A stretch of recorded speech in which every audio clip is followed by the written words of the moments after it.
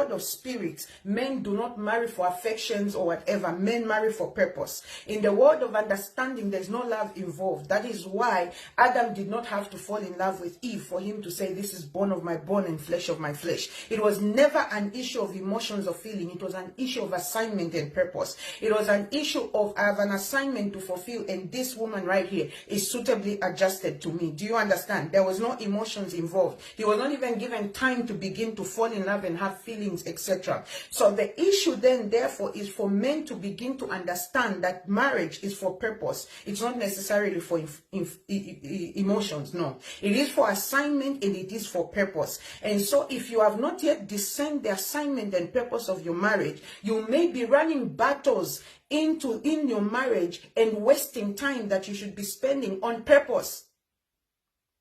Instead of you sponsoring purpose, you may be actually spending more time quarreling, suspecting each other, arguing, frustrating each other, doing everything possible, and time is moving. The greatest resource that you have is time.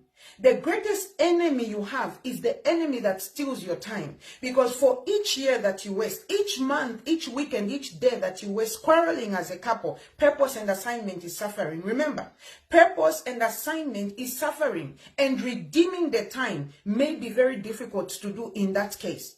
So if you're having marital issues, or you know someone having marital issues, I want you to begin to come to the understanding that it is not just the fact of you being in the same house that is a problem. The problem is the assignment. Do you understand? What the enemy is trying to fight is not necessarily just you or your spouse as individuals, etc. What he's trying to fight is the assignment.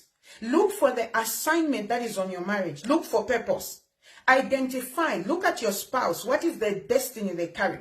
What is the purpose they carry? What is the assignment they carry? Look at the other spouse. What is the assignment they carry? Look at you, put together. This is completely coming from the spirit, so you better be paying attention. Look at yourselves put together. When we put you and your spouse together, what is the purpose and assignment?